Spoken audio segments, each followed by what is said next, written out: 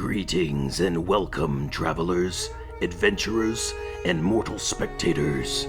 It is now time for more Dungeons and Vagabonds. Wench! Hey, bar wench! A round of grog for me and the boys here. Now, the game is King's Gambit. No limit, 1 gold piece to open. What say you, young adventurers? Win? I know Francis and his boys are. Don't you mean men? Myself, Sir Eustace, and Sir Gaston are most definitely not mere boys. But yes, please, join us, children. Come play with the adults, if you dare. Ah, that sounds like a challenge. Don't tell me you're gonna stand for that or let Sir Francis intimidate you into submission before the game has even begun, Arias. Fine, you're on. Deal me in. Aye, sure thing. But no cards here tonight. Gambit be a dice game. Ha! Delightful! Absolutely delightful! Prepare to win big tonight, men. Well, sir, I suppose I'm in too. As am I. I think I'm gonna sit out and watch for now. Me too, but Jacques says his tummy is rumbling. Perhaps we will look for a snack or order some food if they are serving any. Technically, no meals are served besides the breakfast prepared each morning, but the servers can bring you crusty bread or dried rations for a fee. Additionally, they offer wine and 2 types of ale for 5 copper pieces per drink. Bread and wine will be fine. Ooh, that rhymes. Hey, not bad. I might have to borrow that line for one of my new thongs. Waldorf starts the game off. He loads his cup and rolls the dice like a seasoned pro. The others follow suit and place their initial bets. After a round of betting, the numbers are revealed and the winnings go to the highest roller. Almost miraculously, Waldorf seems to win at least 4 out of every 5 games. Realizing this, combined with your limited coin on hand, persuades you to play in a more reserved fashion and eventually just tap out. Francis and the other knights hold their own for a bit longer, but sure enough, they too decide to cut their losses and cease play, leaving Waldorf as the obvious winner. As midnight rolls around, most of the others are returning to their rooms. As Sir Francis and the other knights head upstairs, only Waldorf and the 5 party members remain in the dining area. Aye, don't worry, kids. The trip is young, and there will be plenty of time for a rematch. But I'd say you did well for your first times overall.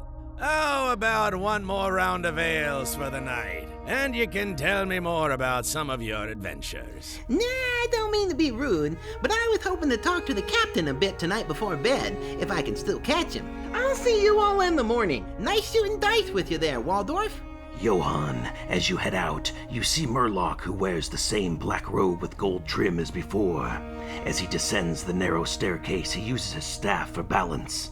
Some slight turbulence forces the 2 of you to bump into one another. Oof.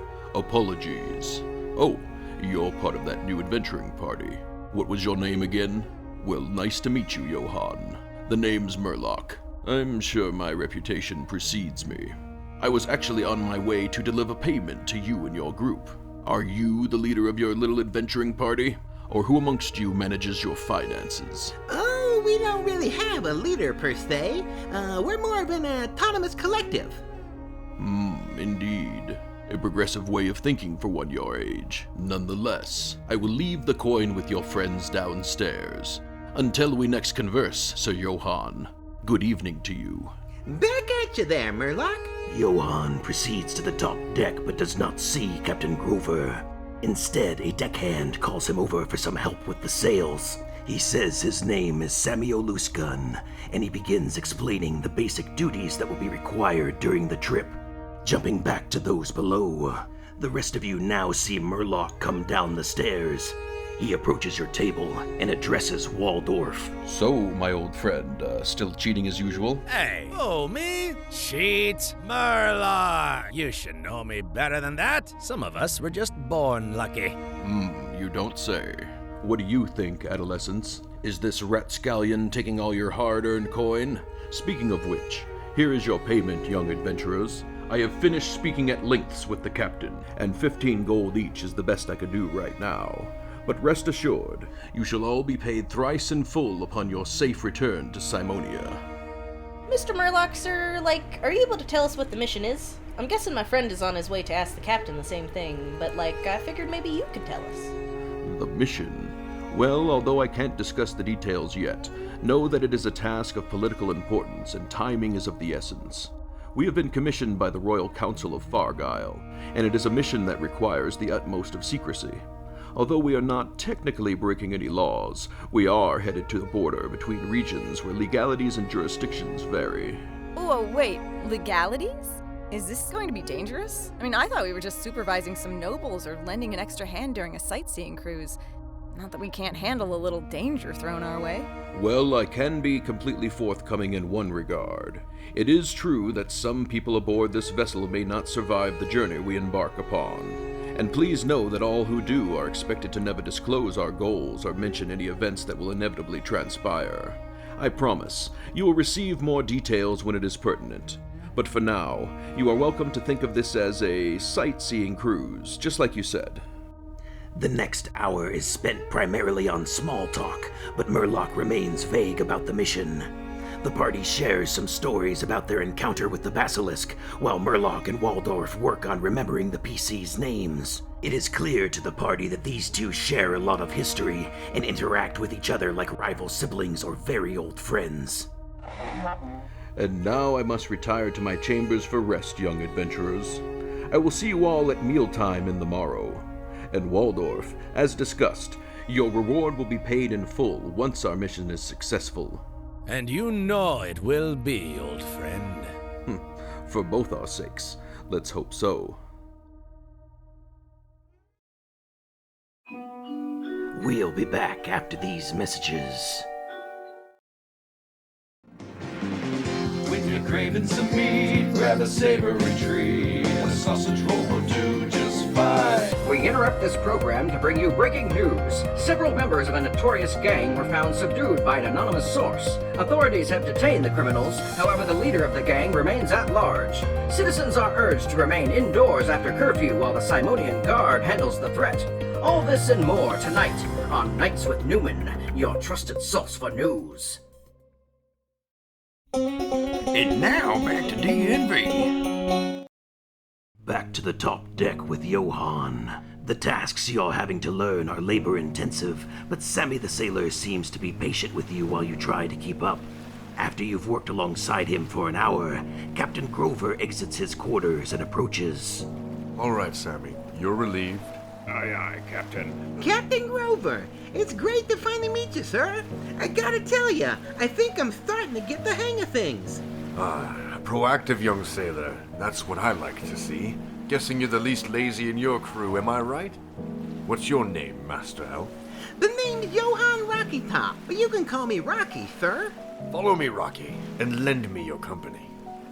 The two ascend the steps leading to the ship's bow, where several barrels and a crate have been overturned like makeshift chairs and table. The captain takes a seat upon one of the barrels and removes a wooden pipe from his front vest pocket. So, tell me, Master Rocky, in your travels, have you learned much about something called astrology? Asking as he loads some fresh pipeweed. No, Captain, I'm afraid not. But I once learned a song called The Age of Aquarius. Huh? Oh yes, Aquarius. Where's that one again? The captain takes out his spyglass and seems to haphazardly scan the night sky. After only a few moments, it becomes clear the captain is no expert, but likely knows enough about the stars and constellations to navigate and make polite conversation with the nobles who cruise aboard his ship. His work largely consists of providing tours for the upper class and taking on odd jobs for those who require a certain level of privacy. Captain Grover has a reputation of being one willing to take a more circuitous route through less stable waters. That is, so long as the pay is sufficient. So, Captain, level with me. What exactly is our mission going to be? And where is our target destination? We headed past Wayerland? Aye, a ways past Wayerland. I can't say the nature of the mission itself, but know we are headed to a small islet off the continental shelf, south of Shazir. To get there, we must first sail past Dagger-Tongue Ridge, and then through the Pollywog Swamp. It will not be an easy trek. Has my character ever heard of any of those locations before? Roll a history check. 11. You know Shazir is the region to the east of Fargyle. The other names don't sound familiar, but then again, you've never been further east than the town of Waerland, or further south than the city of Crux, prior to moving to Simonia, which again is the capital of Fargyle, and is located just southwest of Crux. Okay, that orients me a little better. Hey, so you say you're a music maker. Why don't you play me something? Preferably a tune you wrote? That other bard below, Rickett, I believe his name is. That fastidious halfling only plays the same 2 or 3 songs over and over, never quite getting them right. Quite frankly, I could stand to hear something new for a change. Well, it's not one I wrote personally, but tell me what you think of this.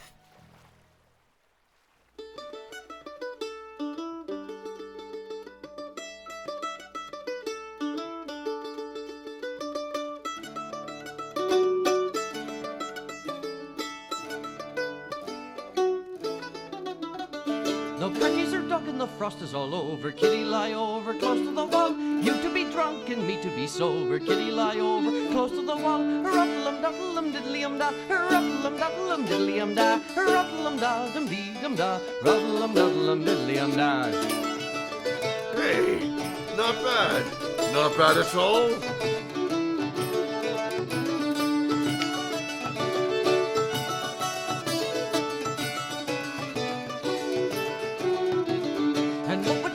Married a soldier, what would it do but to follow the gun? What would you do if he died in the ocean? What would it do but to marry again? Ruffle-um duffle-um diddly-um da, ruffle-um duffle-um diddly-um da, ruffle-um da dum dee dum da, ruffle-um duffle-um diddly-um da. Hello again, travelers. We hope you're enjoying the show.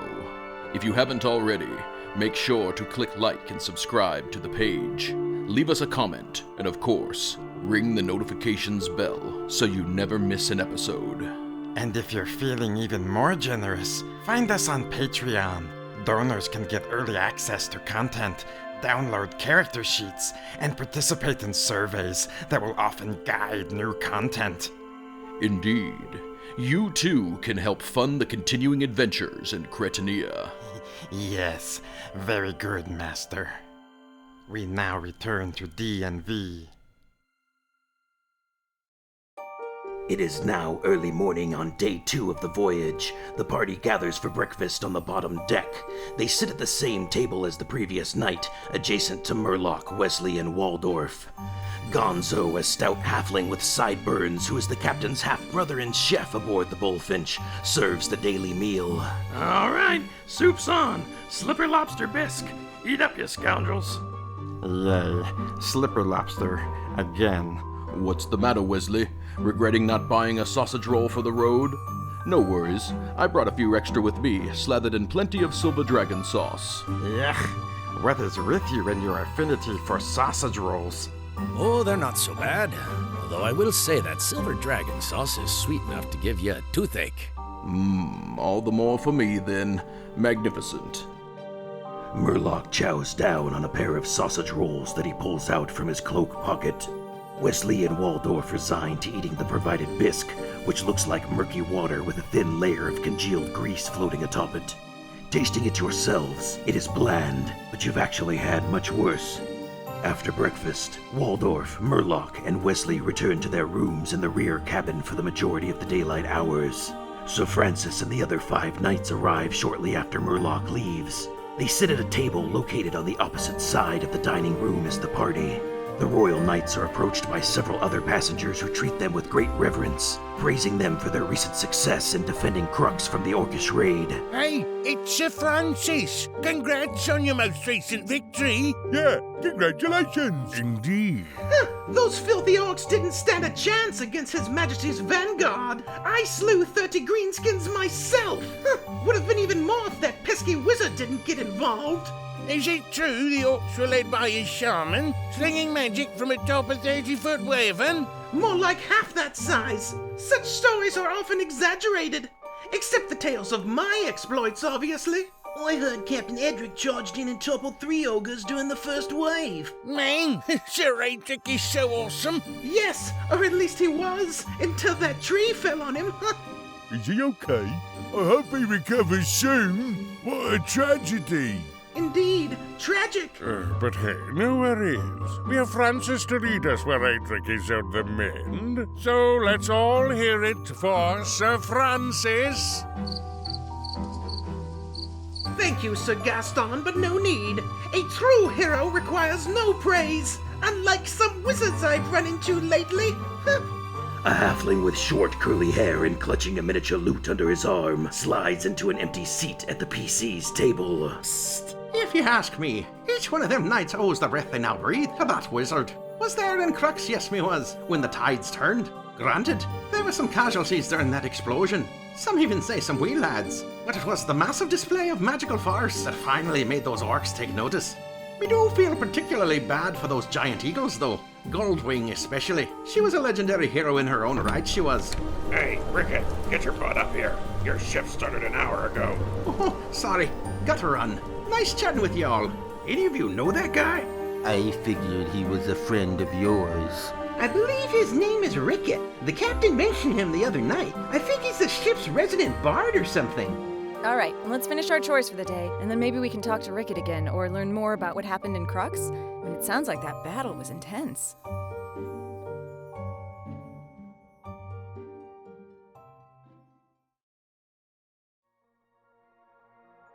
After finishing their bland meal, the PCs head to the top deck to learn their daily required duties.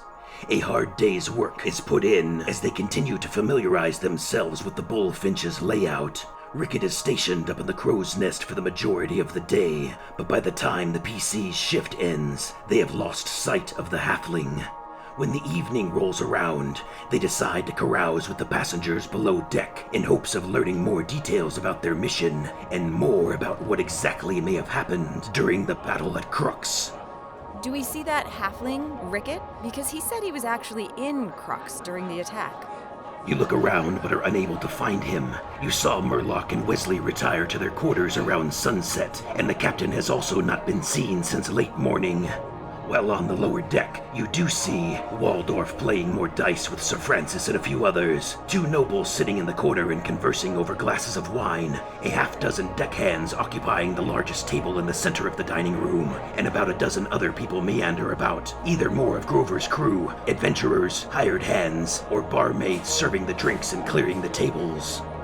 Well, sir, tonight the first round's on me, and I'm looking for some redemption at the King's Gambit. What do you think, Orson? Want to give it a try this time? Maybe you'll bring me some better luck, if nothing else.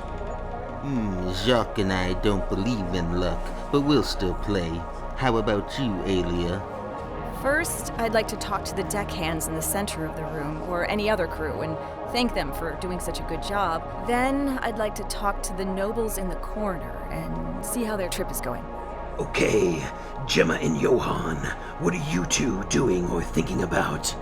Well, I keep thinking about exploring the ship or talking to the captain. Yohan is a charismatic type of guy, so I'd like to spend the next hour or so talking to the various people in the dining room first. Can I tell if anyone is down here that's another adventurer like us? Or someone who looks like they're out of place, like not part of the regular crew? Actually, yes. Currently walking away from the 2 nobles in the back is a half-elf with fair skin and alluring facial structure. His hair is particularly clean with a natural, windswept style, and his pointy mustache is well groomed and aligned with his pointy ears. He wears a suit of dark red leather armor and wears wide-cuffed swashbuckler's boots, all of which look to be well made with intricate stitching. A rapier with golden hilt is sheathed at his side. He both walks and talks with a grandiose portrayal of self-importance. As he sees you, he walks up to initiate a conversation. But first, Jem, how about you? I'll just stick with Yohan and see what Mr. Mustache wants from us. Waldorf, you dirty sea dog, slide over and make room for a couple of landlubbers. What? Oh, hey, let's see. It's, Clement Orson, correct? Sure, have a seat. And, your pirate vernacular needs work, me lad. You're right, Jacques. That's a good one. Clem and Orson, I need you both to roll a perception check. 18. Well, sir, that would be only a 7 for Clem. Clem, you are completely fixated on your strategy for tonight. You are working out the averages in your head, and even contemplating ways to maybe palm a die or try to cheat in some way. Orson, that 18 allows you to notice something completely different that is likely more important to Waldorf's winning technique. You notice him pull his fingers away from the bottom of the table and sleight of hand a small magnet and alternate set of dice into his pocket.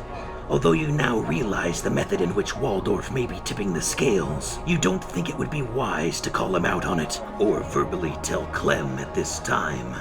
All right, gentlemen, and Francis, same as before. King's Gambit, no limit, 1 gold piece to open. I swear, you've got to start losing sooner or later. Clem and Orson, over the course of the next several games, you witness a repeat performance from Waldorf as he wins the majority of the time.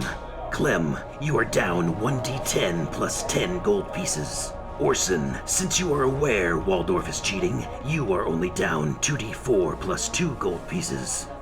During that time, you continually hear Sir Francis and the other knights speak negatively about Merlock or cast condescending looks towards Waldorf for being associated with the wizard. They say things like Merlock did more harm during the battle at Crux than good, and anyone who says otherwise is a fool. They say his unbridled magic was responsible for countless deaths, and Fargyle sacrificed its own people by seeking this wizard's aid. Additionally, they say Merlock cares not for the region, but only for himself, furthering his political career and his relations with the Royal Council. Him taking credit for repelling the orcs is proof of that. Any fool will tell you it was the strength of the Simonian vanguard that saved the day in the end. Dungeons and Vagabonds will return. The Simonian Academy is looking for volunteers to spend the next few weeks in Wexark. Experience the remote jungle scenery, complete with lush mango groves and swanky 4-star treetop accommodations.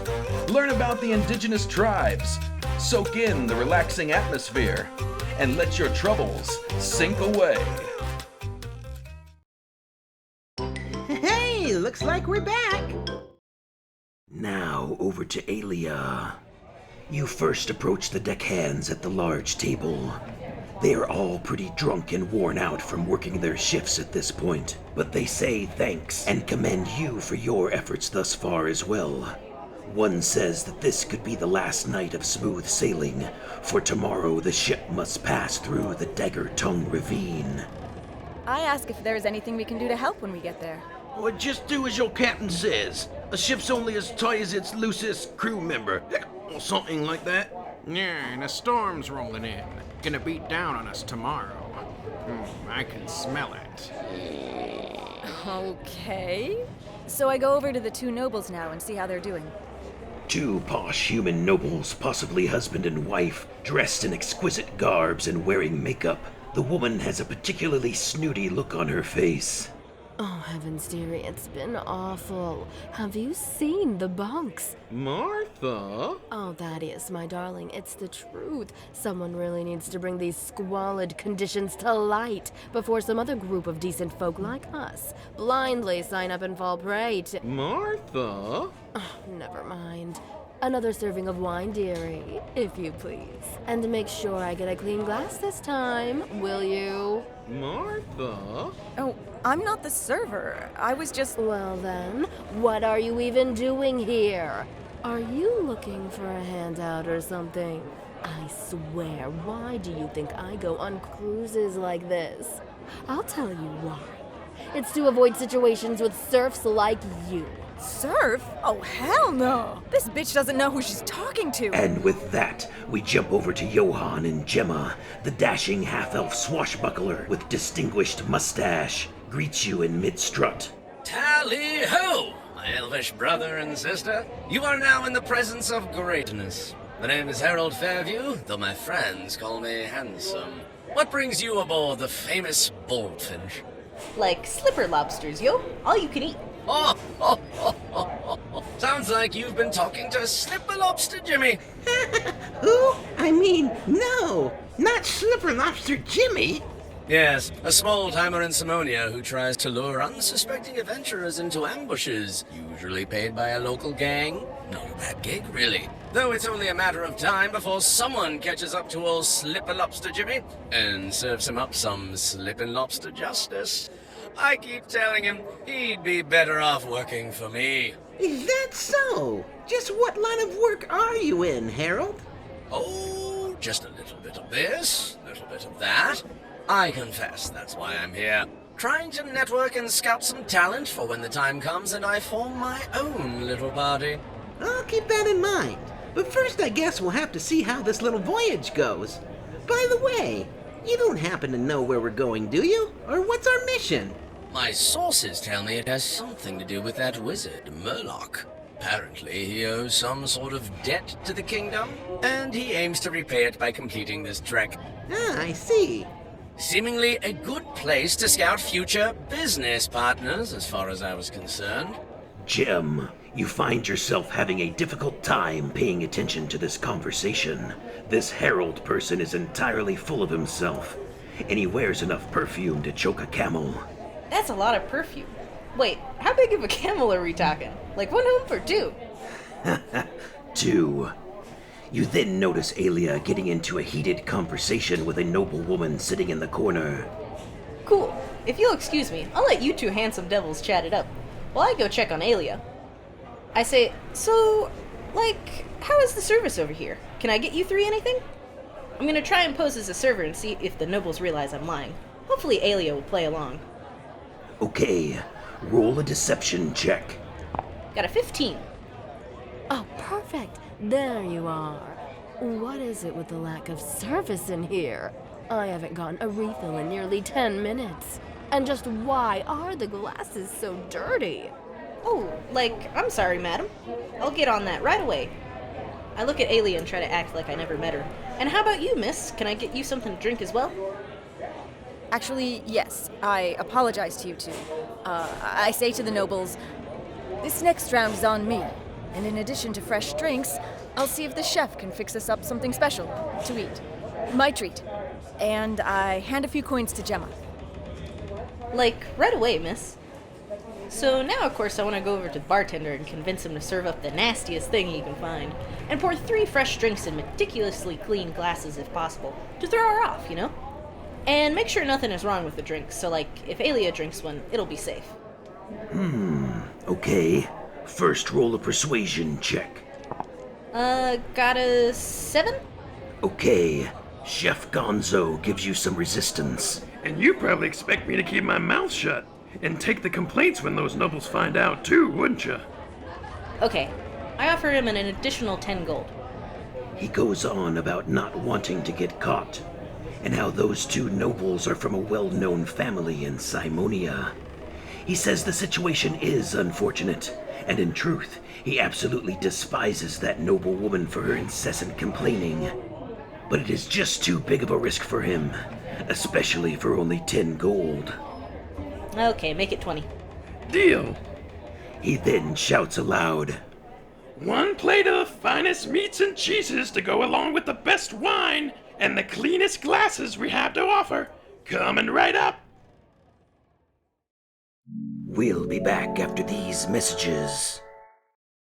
Hi, I'm Farmer Furbus Jr., and I'm one of the owners here at Ephraim's Farms, the largest farmsteads in Fargyle. We here at our farms offer a variety of goods and produce, but today I'm here specifically to tell you about Farmer John's line of specialty dairy products. That's right. Farmer John and his prize cow Bessie have been supplying folks with the best milk and cheeses here in Fargyle for the better part of the last decade. Pick up some milk for your dinner table today, and don't forget to ask for a sample of one of our famous cheeses. Old Bessie is the one to really thank, and she personally produced the dairy that placed first in all categories during the last 3 years' Harvest Festival competitions. Samples offered at both Farmer John's and the Furbus Farmstead. Farmer John and Betsy's Dairy. Ask for it by name. We now return to Dungeons and Vagabonds. Read 'em and weep, boys. 666s again. Pay up. That's it! I'm going back to my room. I swear, I'll best you tomorrow night, dwarf. Your luck is bound to change. Come on, men.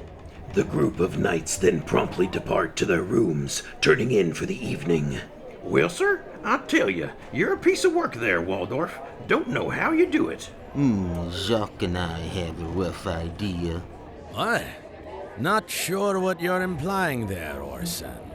Yeah, what you trying to say? Oh, nothing much. I'm just starting to realize I'm not attractive enough to play this game, especially against someone with such a magnetic personality like Waldorf here. I have no idea what you're talking about, Orson. Not attractive? Nonsense. You're darn right adorable. It's that confidence you gotta work on. Ladies love the confidence. Am I right, Waldorf? Yeah, right. I do think I see what you mean now, though, Orson. Waldorf seems to know confidence like the palm of his hand. And I give Waldorf a wink, realizing that Orson is trying to tell me something, but Clem doesn't quite know how the trick is being done. I figure by this point, Clem assumes Waldorf is either palming or switching out the dice in some way. One of you roll your choice of either a deception or intimidation check with advantage.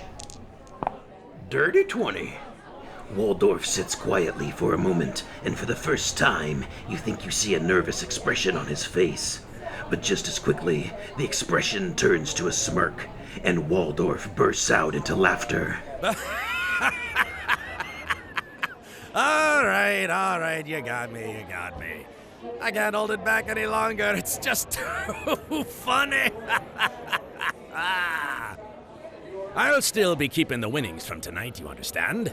Just consider it a lesson in why you should never gamble with strangers, especially aboard cruises. Also, this should go without saying, but make sure to play along like usual tomorrow. I'm sure between the three of us we can clean out Francis and those pompous knights entirely. So what do you say, boys? Same time tomorrow night. And next time, we split all profits. Waldorf, you sneaky slipper lobster. Now you're speaking my language. Oh, Jacques says that's a despicable idea. Count us in. Brilliant! See you tomorrow night, me new friends. Waldorf then climbs the stairs towards the rear cabin, chuckling to himself the entire ascent.